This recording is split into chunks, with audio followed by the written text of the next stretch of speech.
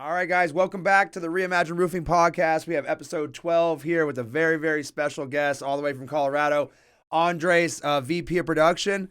Hey, welcome to Arizona. How you enjoying it so far? I love it, man. It's super nice. Doesn't even feel like it's winter, so it's pretty awesome being around here, around this time. Here, go ahead and move that mic a little bit closer to you so we all can hear you. Awesome. So how long have you lived in Colorado? Is that where you call home? Yeah, Colorado is like my home. For me, definitely being close to the mountains, doing some snowboarding, and just kind of being close to, the outdoors. It's really what called me, in Colorado. Originally, I am from New Mexico, so, moved up there when I was like 21. Been there ever since, so I love it. Okay, awesome. So you were born and raised in New Mexico? Born in Mexico. Oh, okay. Yeah, came to the United States, when I was young. So basically grew up in New Mexico and then migrated to Colorado afterwards, man. All right, what part of New Mexico? Espanola, New Mexico. Okay, is that by Albuquerque, Santa Fe, or? It's more north. So after you pass Santa Fe, you still driving another hour north, and you got a little small town. Awesome. So, and you grew up there. You were there your whole time growing up. Oh yeah, man. I came to the States. I think I was about could have been 9. When I came to the States, and basically from there just grew up in New Mexico and then went to Colorado afterwards. I love it though. To be honest with you, it's an opportunity to keep moving around. The culture is very different in Colorado. So, but I like it. Yeah, and you're a little bit different. I think you might be the first person on our podcast that has a true roofing background, from the ground up. So talk a little about that. How did you get into roofing? Why do you love roofing? And what was it like growing up being a roofer? Yeah, man, so really we always used to do a lot of like labor jobs with my dad, whether that be farming, whether that be putting on the roofs or cleaning up debris. And so at a very young age, I was 14 when I started kind of doing these kind of manual labors with my dad. Fell in love with the trade of roofing after I started doing sales for a prior company, and really just kind of like going from someone that would put on the shingle on your roof to have building these relationships with all my crews, to being someone that's actually working in the office side, making sure my guys are doing good work, staying on top of things, and just changing a whole experience for these homeowners. So it's super awesome. Yeah, and I mean, you've accomplished a lot at a really young age in the roofing space, right? How old are you? So I'm 28. 28, so typically when you're 28 in the roofing space, you may be still putting on roofs, maybe out in the field every day. Very rarely are you in a VP level position for a company of our size. Yep. What do you attribute that level of success to? Like, is it work ethic? Is it just natural skill? Or what have you done to be so successful? Well, really good question. So one thing for me personally is anything that does kind of like you're doing labor, anything with construction, it's always very important to keep a positive mind. Mm-hmm. And so then for me personally, I think, work ethic definitely has to do something with it, but also always having a good mindset, helping your teammates, grow, and really training someone to take your job. If you're not thinking in that aspect, you can't really help someone, be the best that they can. So I think just having that mindset going forward with all the guys I meet has really helped me out. 100%. And, in our company, we have a lot of positive people, but I think you're the most positive. Like, you're kind of the David Goggins of positivity when it comes to running, So how do you do that? Is it every morning? Do you have a routine that you, maybe you're showing gratitude and that leads to your positivity, or what do you kind of attribute to? What's your secret to stay as positive as you are? You know what, man? I contribute a lot of my positivity to just the people around me. Mm-hmm. I do feel like, negativity is definitely something that's contagious, but so is positivity. Yep. Smiling and just looking at aspects of life that are so much better than, something as small as, a stressful day. And so then I think for me personally, just being super happy, really kind of like up there, has to do with the people I surround myself with, and then just kind of the vision, right? We want to be best. We want to be able to help out all of our homeowners, and it really kind of, if you're super happy, it's contagious. That homeowner is going to be super happy. So, that's kind of how I start my days. I actually got told that I shouldn't have coffee because I'm so spontaneous, So you mentioned their vision. Is that part of the reason you decided to join Reimagine Roofing? Because you were at a really successful roofing company, and then we spoke, and it was, I imagine, pretty scary to make a leap from a successful roofing company to when you joined us. I mean, we were somewhat successful, but there's still a lot of uncertainty. Even now, we're only 2 years old. So what was was it the vision for what we're trying to build? Is that something that really influenced the decision, or what made you comfortable making that jump? Yeah, that's so for me, what resonated with Reimagine Roofing is that we actually did our efforts to make it right by the homeowner. It's very difficult for a lot of roofing companies to be able to eat margins or eat out of their own pockets of what's profits because they're trying to make money, right? They're our business. What I love about Reimagine is that we look past that. We look at homeowners, making sure they're taken care of, making sure that we are improving and doing something very different that other roofing companies aren't doing. That to me spoke volumes. And so I wanted to be a part of that vision. I wanted to be a part of a company that excels at customer service and just make sure that they make it right by that homeowner. And honestly, man, that's amazing because we are changing the industry and just having that whole experience, it's really helping me out grow as a person as well. 100%, 100%. So let's back up a little bit to the time you were on the roof, and then how did you transition off from swinging the hammer? What did you kind of just go out and start knocking doors, or did you just say, hey, I want to do something different, or how did you earn your way from that position to your next stepping stone? Well, you know what? Like I mentioned, a lot of my family, they always done labor and, hard labor. And the majority of the times because they couldn't speak English. The whole language barrier was very difficult for them. So they stuck with, doing the roofing and just having that manual aspect. What kind of challenged me is I wanted to do best. I wanted to do better for myself and really kind of show my family that, I'm working to be someone better. So that's when I kind of like started knocking doors. I think I'm pretty good at sales. There are definitely guys that are better at me than me. But my aspect for that is just kind of getting out of my comfort zone. Okay. Door knocking and kind of showing people who I am, what I can do for them, and taking that as a how can I help you experience. And then from there on, I just fell in love with production. I really love having to grow with like a relationship with all of our crews, getting to know everyone. And then how can we help them maintain the stability that, we all seek? How can we make sure we're all constantly getting, food on the table? And then just that whole aspect, right? Making something old into completely brand new for this homeowner and just giving them that red carpet experience. I just fell in love with all. Yeah, no, that's awesome. That's awesome. And, you had mentioned that you wanted to do something kind of better for the family and like lead, but you've done more than that than just for your family, right? I mean, you've brought a lot of people into the company, and you've really become a mentor to them, to mentor to a lot of people in the roofing industry as a whole. Can you talk a little bit about that and what motivates you to mentor, somebody that you maybe only worked with for 3 months and you still keep in contact with them? Talk about a little bit of that, because that's the thing that I love most about what you bring to the company is you're always there to help, and it's always like, hey, I know a guy in Houston, and that guy's like, yeah, man, this dude helped me get into roofing, and I'm like, man, how many people did he help get into roofing? Yeah, for me personally, it's helping people find something that they may like. Now, I never thought I would actually be still in the roofing industry, being where I am now. I thought that was all behind me, but it's just the people I interacted with and how that changed my way of how I look at things. If I could do that to others and then kind of be kind of a timeline or a pinpoint in their time where I kind of showed them something that kind of made them think about something else, and that led to a greater success for them. Yep.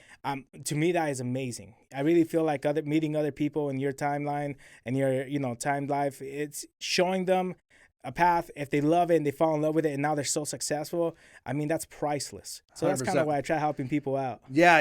And I think that's why we align so well, because that's my number one goal with this company is like we talk about all the time. I want people to look back and say this was an inflection point of their life. Like, man, that's where my life changed. Whether they're with us for 6 months and they go off to better things, or they're with us for 6 years, like we want to change lives here, and you have that same kind of mindset. So I think that's why we aligned a lot as well. Heck yeah. Also, can you talk a little about how being on the roofs and doing the labor yourself, how that has helped guide your understanding of the crews, because you have a really unique relationship with the crews that you build relationships like nobody else I've ever seen build relationships with crews. Do you think doing some of the labor yourself is part of that? Oh, definitely. So one thing that you'll see that I and a lot of my production guys say as well is we will never ask someone to do something that they're not willing to do themselves. I think if you ever lifted shingles up to a roof and actually felt that labor part, got your hands dirty, making sure that everything is spotless, you find a whole new respect for these people that are up on your roof. And so being in their footsteps from a young age to where I am now, I feel like I really, resonate a lot with them. And when we discuss certain things or even just make some jokes, to help pass the time, I really feel like, I was in their shoes, right? I was used to do what they were doing. It makes me feel like, oh, that's my uncle that I'm talking to type of feeling. And so it's a whole new passion I have for them, a whole new found of respect for what they do. If I would not have done it myself, I wouldn't be able to compare what they do. I wouldn't know. 100%. So I love it. Yeah. And can you talk a little bit about how, somebody with your demeanor that's always positive, always kind of cheery, how do you sometimes run into problems where people take, your kindness potentially as weakness and you have to kind of draw that line in the sand, or people think you're maybe, look at you as a friend instead of a boss? Like, how do you, given your demeanor and given your overwhelming positivity, how do you also, hold people accountable? Do you sometimes run into those challenges? Because that's something I've run into before. Can you talk a little about that? Yeah, man. So for personally, if I know that we're getting into a business aspect where I got to make sure that I hold my guys accountable, but I want to make sure that, I'm being fair, I like to kind of have the saying, be firm but fair. Mm-hmm. And meaning, if I'm gonna be holding myself to a certain accountability and to a certain, tier or somewhere up there, I want to make sure my guys are up there with me or even higher. Mm-hmm. And so then, I won't accept any kind of low work ethic or low demeanor to anything they do, because I know they are better than that. Mm-hmm. And so for me, that's super, hyper, super, positive. I like to think.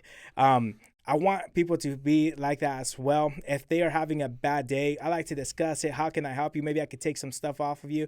Because from all my jobs in the past, when I have a bad day or I need help and I try to go with my leader and my leader's too busy for me, I feel left alone, mm-hmm. right? I can't excel. So I always wanted to know, if I ever made it into a management position, I would never be that person that would be too busy to help out my teammates. I would always be, either hearing your problems or stepping in and assisting you. Let me be a job site supervisor. Send me where you need me type of ordeal. And so then for me, that aspect is you build that new respect with your teammates, because you're willing to, throw your shirt for them if they need it. You're willing to help them out whenever they need help. That to me, it's a whole new found of respect for one another. You really earn the camaraderie of your teammates that way. Definitely. And how do you have the same kind of accountability? What are some of your strategies with, whether it's crews or different trades? Because that's a whole different relationship, right? You have your employees. I might be boss and employee, so it's there's like a tier to that. But when you're using a crew, like maybe a siding crew or a gutter crew, it's like, now we're partners, but also like I'm the prime contractor. Also, like, you got to do it up to my standards, but also I'm not really your boss. Like, can you talk a little about that and like how that relationship is and how you navigate that? Yeah, just depending on what we're doing.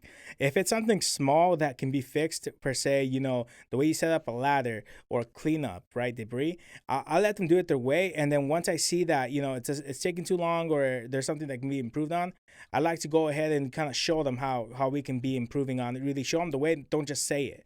And so then if you're willing to go out there and actually show them how to do things proper, how can I cut this time instead of you spending an hour? How can you do the exact same thing in 30 minutes and help you save some of that time? I will show them. I won't just say it. So I will lead instead of giving orders. That's really what I feel is I want to be a part of an organization that are leaders, not followers. And I really feel like that's what Reimagine has. It's a bunch of leaders that want to do better, want to show the industry that, we are a whole different, breed of animals, going out there.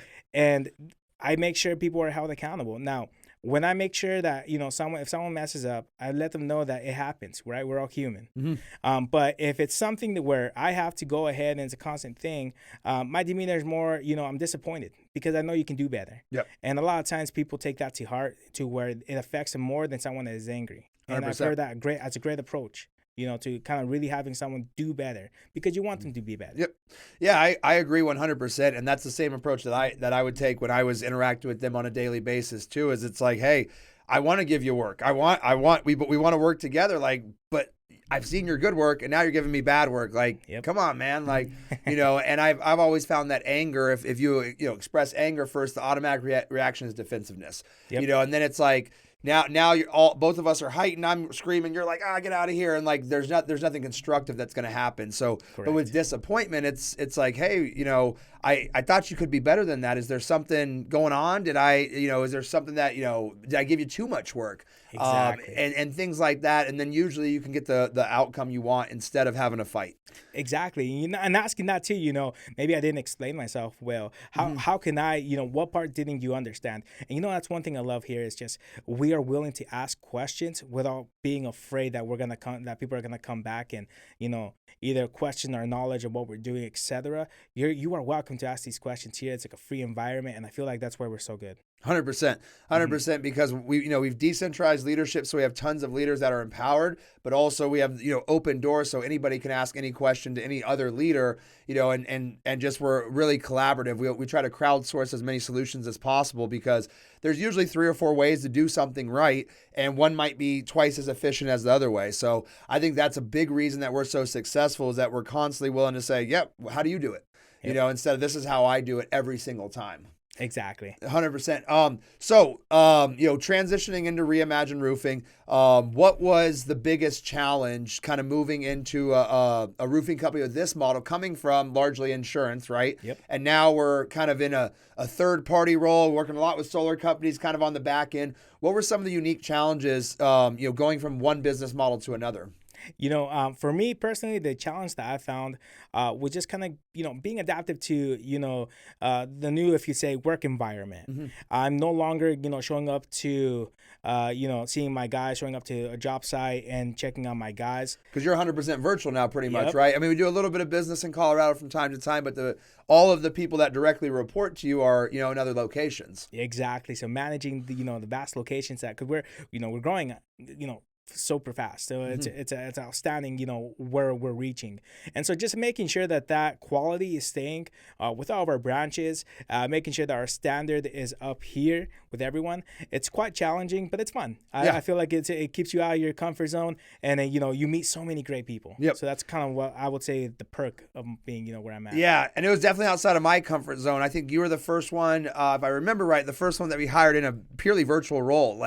To try and, really run our production for us at a large scale, without being able for me to walk into the office and say, "Hey, what's going on?" So that was scary for me. But, after looking at your resume, after talking to you on the phone, I was like, okay, we got to roll the dice here. Super thrilled that we did. So that was the most challenging thing. What's the most exciting thing here being at Reimagine? We got a lot of big things coming down the line. We got our instant quotes are live now. So if you guys are out there and need a roof quote instantly, check us out, reimagineroofing.com/instant-quote. But other than that, what other exciting things do we have coming down the line? I know you're rolling out a bunch of SOPs for the new year, which I'm super excited about. I've never been happier to see an SOP. When I was in the Marine Corps, every SOP was like, oh, come on, man, another rule, another regulation. Now I'm like, SOPs, let's get it. So what's the most exciting thing, from the Reimagine Roofing side going into the new year?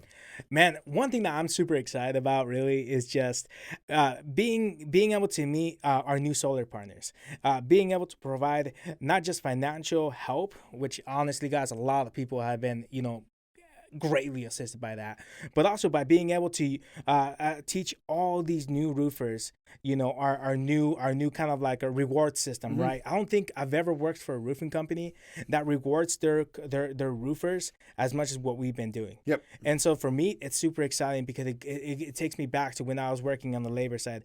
And us being able to be leading that front, oh, here's an extra $200, $300 for the great work, to the actual foreman, not the guy that we contract, but the foreman himself. And to me, it's just, that we're just changing the industry when it comes to the labor side on that aspect. Yeah, and I think that's gonna be really massive because crews are just people as well, and everybody does benefits from, a series of carrots and sticks. So, to kind of unpack that, we're going to be rolling out a new reward and punishment system with our crews, right? Where if they do good things, they're going to get extra money. And it's going to be kind of gamifying, what used to be a really monotonous task, which is just labor. And I think it's going to bring a lot of excitement to the crews. I think the crews are super, super excited for it. And I'm super excited for it because I think it's going to bring a better end result for the homeowner as well. Exactly. And so that's one of the things I'm super excited about. Another thing is just us partnering with our solars and actually getting into where we can start, doing the whole installs, right? Helping our solar partners, getting those roofs complete. How can we assist and maybe, teach the homeowners a bit more on the roofing side if they're having, their little doubts. So just being able to provide all this extra information to our partners, it's great. Yep. Awesome. And so let's transition a little bit to the personal side now, going into the new year. Any goals you got coming up? Fitness, health, financial, anything big in the life of Andres? Yeah, man. So for me personally, I'm in the midst of, getting my first home. So that's going to be huge for me. Awesome. Congratulations. And then also, continuing my health journey. Like I mentioned, when I first started here, I was about 30 pounds heavier, believe it or not, guys. And, 30 pounds down now, and I'm hoping to continue that trend, onto the new year. So that's another thing. Just I've had so much more time to really be able to space out my calendar. And so now it's, we have work and we have our personal life, and it's easy to toggle the two. Awesome.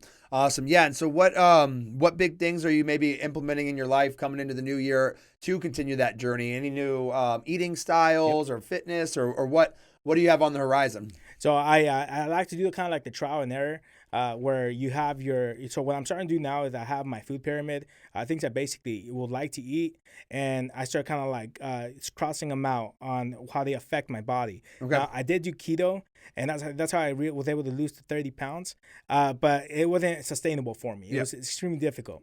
So what I'm hoping to try is the carnivore diet. Okay. And then start kind of like, crossing out foods that are too fatty for me or that my body doesn't really mix well. So kind of looking at the aspect of my food, weighing my things out, and doing a little bit of intermittent fasting to kind of like reset the way I eat. I found great success with it. Definitely. Yeah. I have found the most success doing modified versions of popular diets. Right now, I was actually talking last night with the family that I'm now adopted. I'm doing the family carnivore diet. And what that means is that I'm going to eat meat all the time when I'm by myself. But when I'm with the family, like last night, I had maybe a cup of potatoes and like half a cup of spinach because we were having, steak, potatoes, and spinach. And so since it was a family dinner, I was going to go ahead and just have a little bit of spinach, a little bit of potatoes.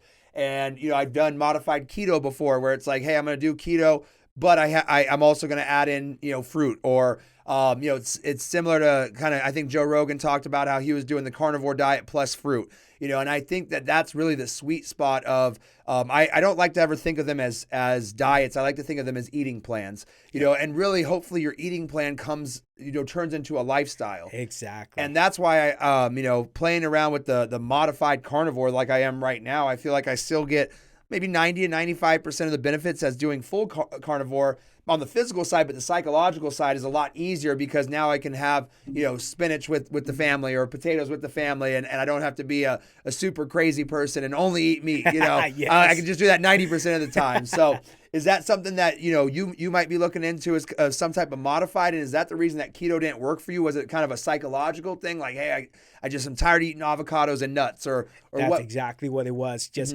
it felt like it was too difficult to maintain. But exactly what you just said, I'm not looking for a diet. I'm looking more of a lifestyle change, because that's really what's gonna stick at the end. It's just a lifestyle change.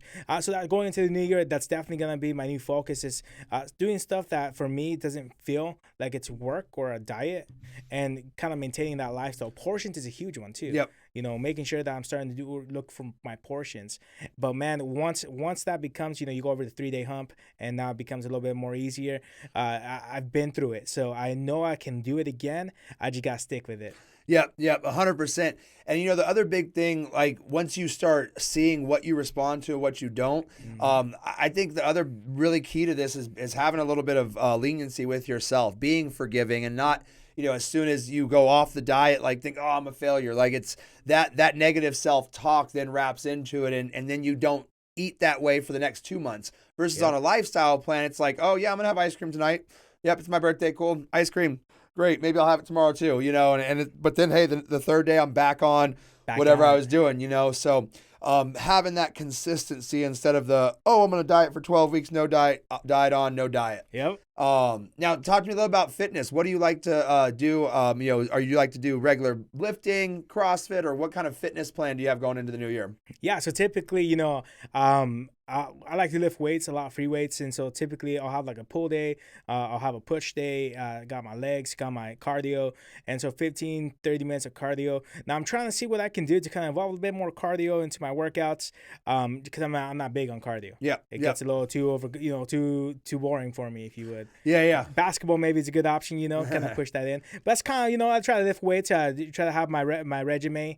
So where I'm doing legs twice a day, I have my 2 rest days, Thursday and Sunday, and then mix that up. And then I have a whole, like a whole binder of workouts that I like to kind of, create for myself depending on what I'm trying to hit. Definitely. One of the things that I've found a lot of success with on the cardio side is I've done a lot of bag work lately, a lot of punching, a lot of fighting, but also like just doing some hiking. I'm doing it every other week now minimum, but I'm trying to get to the point where I'm going to start doing some trail running, and I think I'm really, really excited about that. I know you live in Colorado. Do you like to do some hiking? Oh, hell yeah. I love it. Yeah. I love hiking a lot. Right now, a good thing that kind of, has helped me kind of burn some calories is snowboarding, because I'm huge on that too. Yeah. Yeah. So, what do you love about snowboarding? I just, seeing the whole scenery. You're up in the mountains, you're going up and it's just nothing but white powder. You're slaying down and just forgetting about all your worries. It's amazing.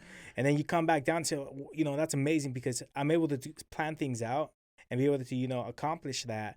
And so for me, that's just kind of, it's been helping me with this company. It helps me plan these things out. Yeah. So being able to go snowboarding, doing my hikes during the summer, and, just even doing some basketball, doing some soccer with some of these guys. I feel like these are different ways I can incorporate some of that cardio in there. I just got to make sure I get something planned out, Yeah. Yeah, and so talk to me a little about snowboarding. How long have you been doing that? Is there like levels? I know the one time I went skiing, there was like bunny hills and black diamond. Like, are you, kind of what levels are you at right now? And, what's the highest level you've gone before? Man, I'm gonna be honest with you. I can cruise on the blues easy, but as soon as you start hitting the black diamonds, it does get a little bit scary. Now you're getting trees, So yeah. If I'm feeling a little wild, then I'll go for an excitement trip. But if I'm just cruising in, that's all I'm gonna try and do. Yeah. I'm going blues all day, man. Okay. How long have you been snowboarding? I've been since I was 19, so I'm 28 now. So about 9 years. Awesome. Is that your probably favorite hobby you have?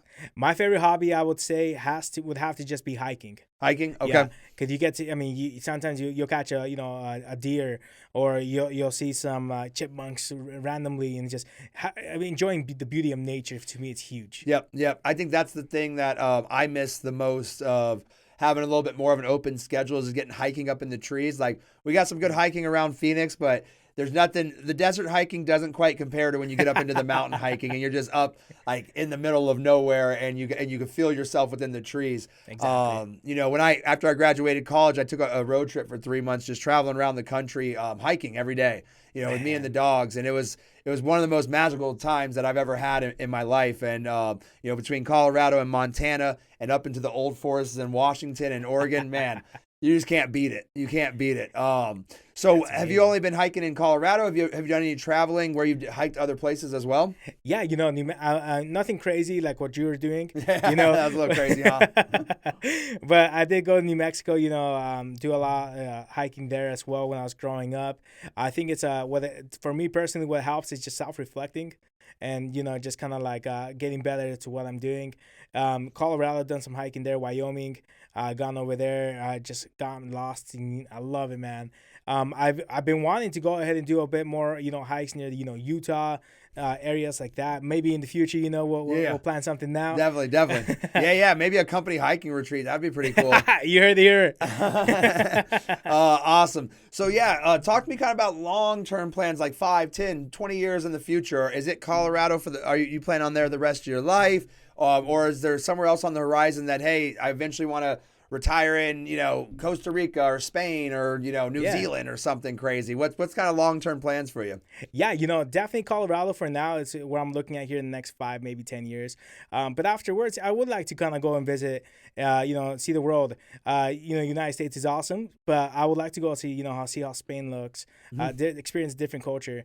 Okay. You know, spend a month or two over there and kind of really, you know, and I'm thinking that by this time, you know, I'll be able to do that, you know. Yeah, what I mean? yeah. So going to Japan, seeing how that goes. So definitely kind of seeing the world. I think that's one thing that I've always been a little bit jealous of, like my Army friends, is they were able to experience some of these things and kind of see the world how it looked. 100%. Yeah. I mean, that's, you know, I grew up in a military family, then joined the military myself. So, you know, I lived in Italy, Germany, Japan, and then got to travel throughout all of those. So, yeah, that's one of the things that I felt, you know, most blessed about growing up that way. And that's one of the things that I'm ready to get back to, you know, as soon as, you know, 5-10 years down the road as well, like being able to just kind of explore the world. You know, there's a lot that you can do. That's one of the things that really opened up my eyes, is like Central America is so close. You know, like Costa Rica is a 5-hour flight. Guatemala was really cool when I checked it out. And, you know, there's just a lot of cool little pockets that, you know, Europe's quite a ways away, and it requires a lot more planning. But you can really take a, you know, 5-6 days off and go check out, you know, one of the Central America or even South America countries. So we might have to plan something like that as well. Oh my gosh, that would be amazing, because I feel like you indulge yourself in new culture. You approach things different. Mm-hmm. And that's really feel like, you know, especially, you know, if you see people that are close-minded or people that don't know too much, don't want to expand, you know, past their comfort zone, get them somewhere where they're not, you know, they don't know the language, and they're going to expand. Yep, you know? 100%. Yeah. Yeah, and it just, it's strange, like the way your brain works when you're in a different country. Like, you know, if you're here in America, or you're at the local, you know, gas station or something, people are just like people, like they're just humming by. But then when you're in a new place, you're like, oh, hey, like, are you from here? Like, what's cool to do around here? And like, you're like super curious. Exactly. And you just literally come out your shell and like just talk to people all day. And it's a really, really cool phenomenon. Awesome. So with the holidays coming up, what big plans you got? You know, to be honest, just heading back home, gonna go see mom and pop in Mexico. Yeah, New Mexico. New Mexico. Okay, everybody's down in New Mexico. Yeah, everyone happens to New Mexico. Okay. You know, I am planning on taking a trip to Mexico here in the near future. Go see my grandma and grandparents. Awesome, over there. Awesome. But that, you know, during Christmas, gonna go spend some time with the family. It's always nice, you know, going and seeing them.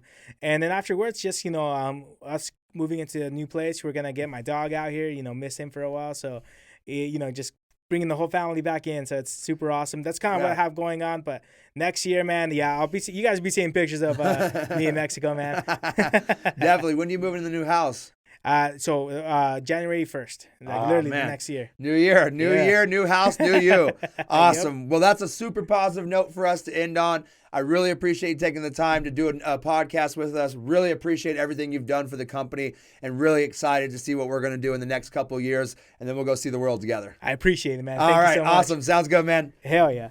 All right, guys. See you later. Appreciate you tuning in. As I said on the intro, Andres, VP of Production, absolutely superstar, most positive person I've ever met. If you need some positivity in your life, feel free to link up with him on LinkedIn, and he's always going to be there with that positivity. All right, guys, see you later. Have a good one.